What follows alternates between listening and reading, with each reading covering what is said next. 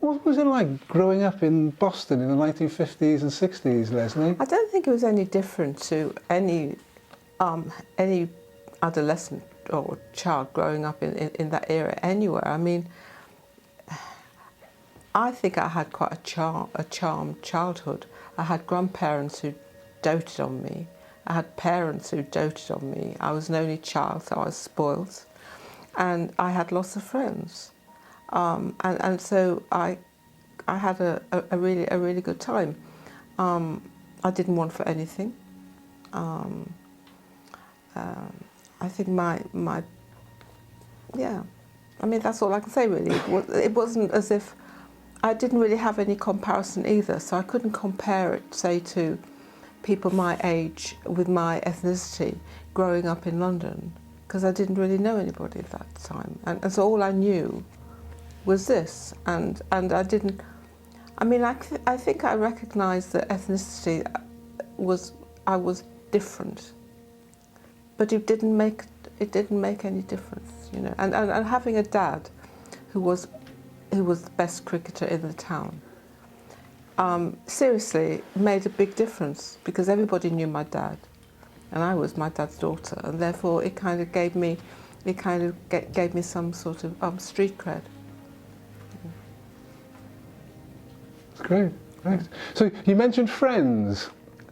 So what school did you attend, and who was or were your best friends? Right, I attended St Nicholas Primary School, which is now pulled down and is moved to Woad Farm Estate, but St Nicholas Primary School. And then I went to Kitwood Girls' School, and then Boston College of Further Education, where I did my A-levels. I think that's the one thing I would say. I had a bit of a chip. I should have gone to the high school. And I think it made me kind of realise just how unfair the 11 plus was. Because I was sort of top of my class most of the time. And I must have had a bad day. And it's just that. And so I ended up in the A stream at Kitwood.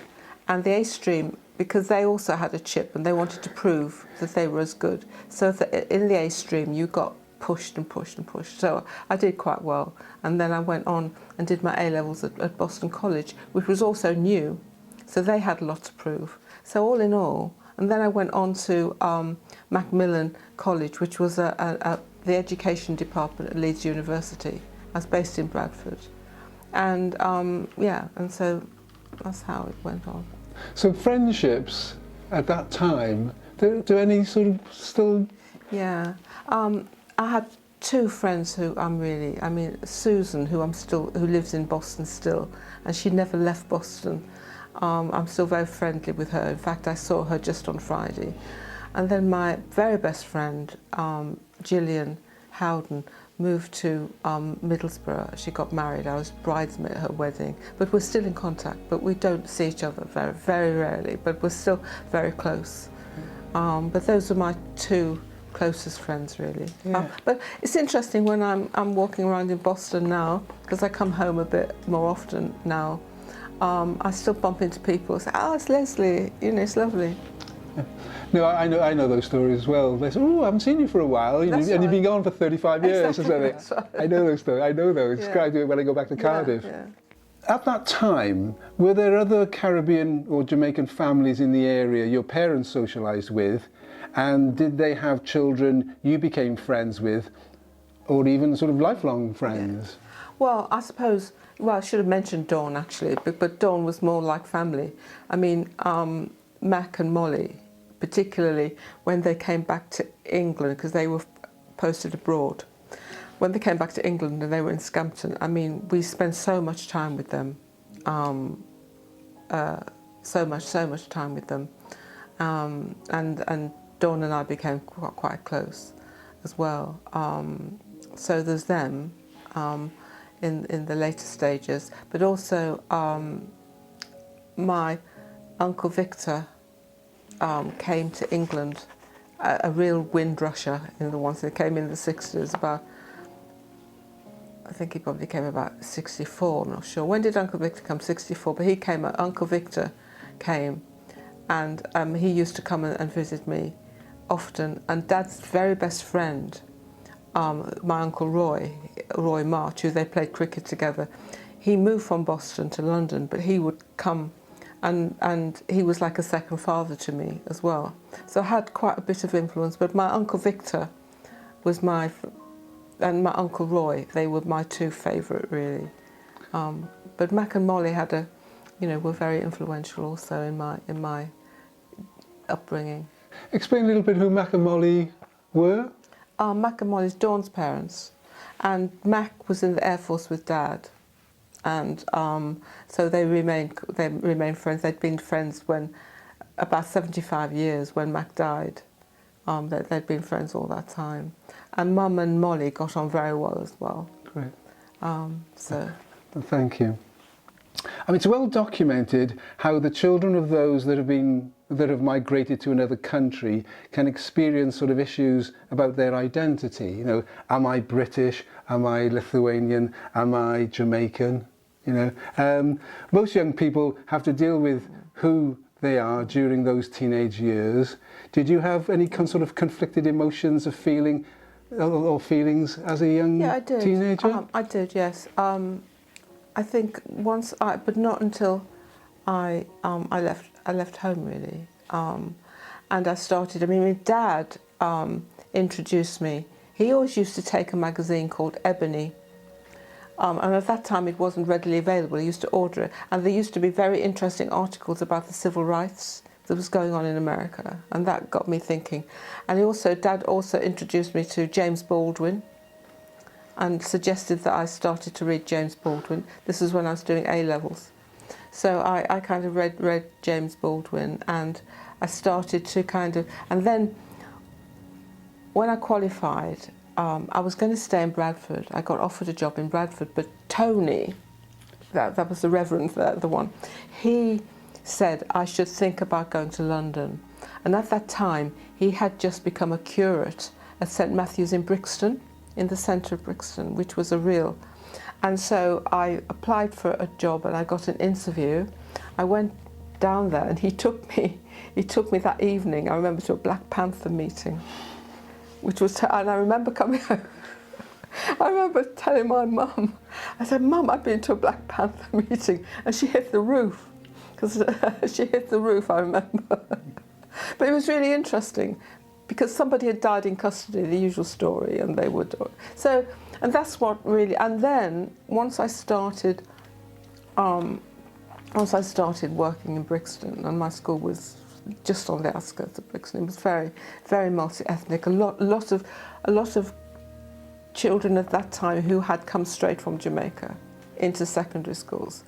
And it made me, and for the first time I actually realised that there was discrimination. And you could see they come from Jamaica, very bright, but they're put straight into what they call the remedial class. And it really happened, you know, it really did, and they were sort of labelled. And from then on, I kind of realised that I can't just sit on the fence. Just because everything had worked out for me, I was charming, because I was brought up. If I'd been brought up in London, life could have been very different for me. And so that's when I kind of realised that I can't sit on the fence. And that's when, kind of like, I devoted the whole of my teaching career, and I became a head teacher. I got a CBE. And all of that was really to do with the work that I was doing in terms of addressing the issue of underachievement within the Caribbean community, because you kind of realise it really is. I mean, and it's still going on. You know, it's still going on. So yeah, I did have and then I married a Jamaican. You know, who he worked in equalities division in education. So it's been very much identity, and achievement has been very much part of my my work really. You know, recognising that, and recognise with identity, you see, they have to know where they're going. They have to know where they're coming from. So it's not just, it is really a change. The curriculum has to address these issues. So you get 2 children coming in. If you're just churning out Henry VIII, as valid as he was to, you know, to England and to the Church of England, if you're just churning out Henry VIII, if you're not actually dealing with, and not just, slavery is a very deficit model, because all that was happening in schools was that they'd come in and the only thing they'd heard about black people was they're slaves. And I remember that once. It was quite funny because they did that in, they did that once in, I remember when I was at school at Kitwood, and everybody looked at me. I said, "What are you looking at me for?" Because they were talking about slaves, you know. But it was, you can't just deal with deficit models. You have to kind of recognise, you know, what, I mean, if you look at Egypt, you know, you look, but also you look at, people just didn't come over at the Windrush. You know, well, your great-grandfather, you know, that there have been a huge number of people of influence. So it's really a question of, they call it decolonising the curriculum, which is daft. I mean, it's just basically, they just need to rewrite the curriculum to make it inclusive. So you know, and the same, I would suggest that it's not just to do with black children learning that. We all need to know each other's history if we're going to appreciate each other and if we're going to kind of affirm each other. And there should be strength in diversity. And if you're going to do that, then everybody needs to know each other's history. So it's not a case of, well, let's take them away and teach them about this. Everybody needs to understand. And that's what I would say about the Lithuanian here. You know, they're here now, but they've got a strong heritage, which they need to know and they need to embrace and they need to be proud of. Do you see what I'm saying?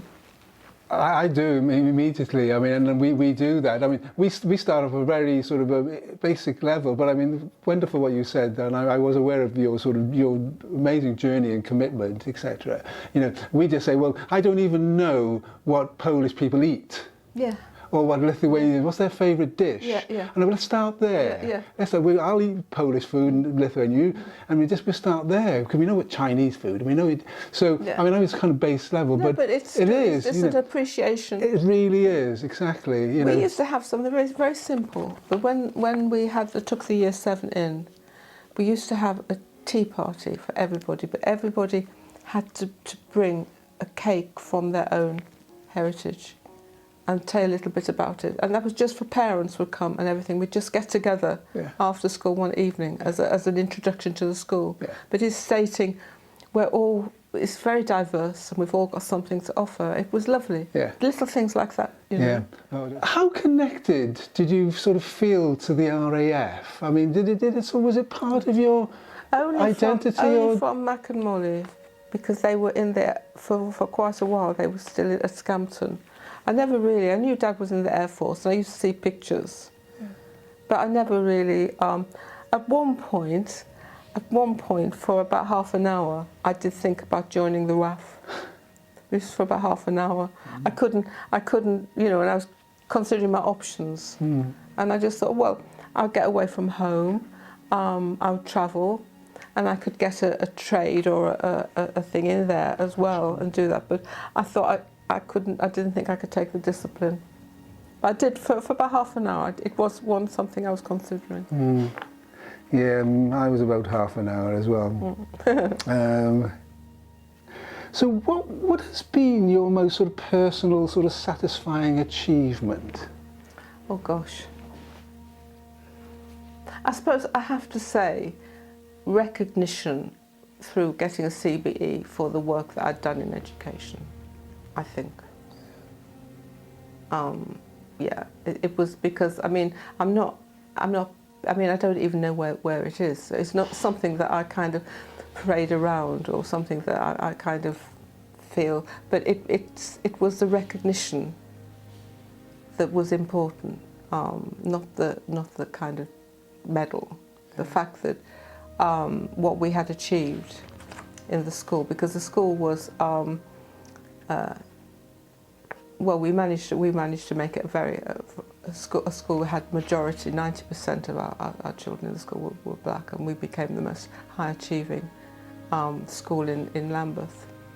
And it was done not through selection, it was done through good delivery of the curriculum and everything. So I kind of felt, and it was hard work. I mean, it was hard work and it was stressful, but it was something. So I kind of feel, yeah, that was. I have to say, I think it was that.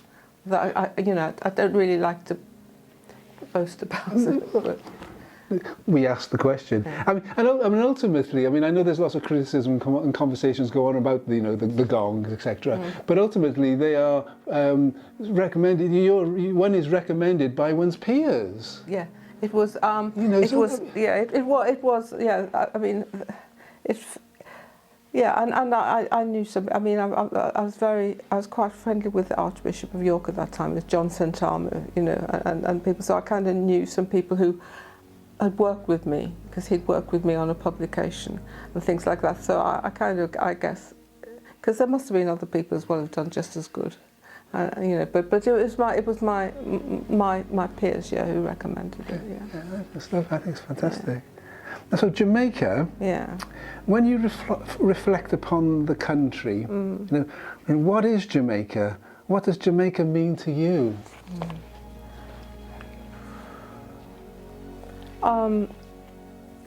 Yeah, I mean, it's difficult really, because if you were to ask my husband, because he was born there, and because he came over when he was 10, he would say that he is Jamaican, and this is and this is his heritage.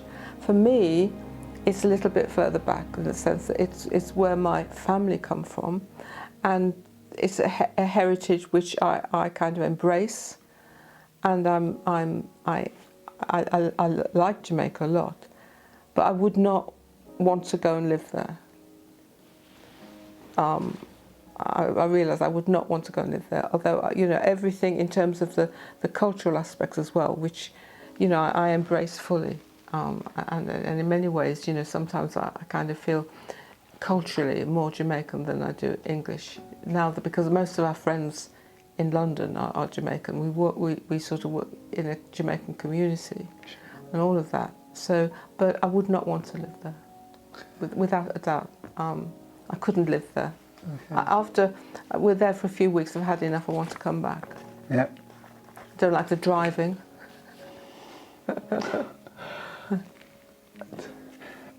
2023 happens to be the 75th anniversary of Windrush coming over. Yeah. 75 years ago now. And I was just sort of curious, really.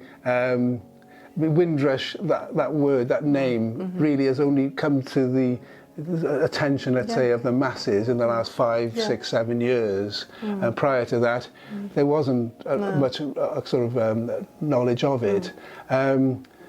What's your sort of thoughts on what's been going on in the last sort of 5 or 10 years? It's absolutely outrageous. I mean, as far as I'm concerned, all the Home Secretaries, Theresa May starting, I mean, they should be, it's just outrageous that there are people who've been born here or came over when they were young who were sent home and have died. And I think that what upsets me most about it is the fact it's still trivialised, that people still not have received compensation, and that they've sort of swept it under the carpet. It's awful, and although I kind of recognise, I think that there have been people from the Caribbean in this country longer than the Windrush. It is a very significant event, because it was when people came in mass. It just seemed to mark a kind of change in our society. And if you read all the books, quite clearly, the government didn't want it. They thought that they were going to get white people from South Africa and Canada and Australia. They didn't realise, that Jamaicans and Barbadians were just as much British citizens as were the Australians. And so consequently, because I mean, I don't know if you've read the papers, but they actually said that they're alarmed because there's too many black people and it's going to cause trouble. I mean, Winston Churchill even said that. So I think and I think that as a country we've been very, very arrogant and slow to respond. And I think that there are people of that generation, both in education, in healthcare, have been totally disregarded and have been neglected. I think education in particular. You know, I think there's a whole generation of people who've underachieved because they haven't been given the opportunity. And now they're trying to send people back and they still haven't sorted it out. You know, somebody actually was sent back to Jamaica and he hadn't lived there and didn't know anybody, and they just put them on a... It's totally... But it's a bit like, I mean, I actually agree with Gary Lineker, to be quite honest. You know, I mean, it's the same thing, exactly the same thing, that the Home Secretary is Priti Patel, whoever this Suella, and Theresa May was the first person. And it's this underlying arrogance and racism that is endemic in the Conservative Party. I don't think Labour are much better when it came to this. So I don't know what the answer is, but it's certainly not sending people to Rwanda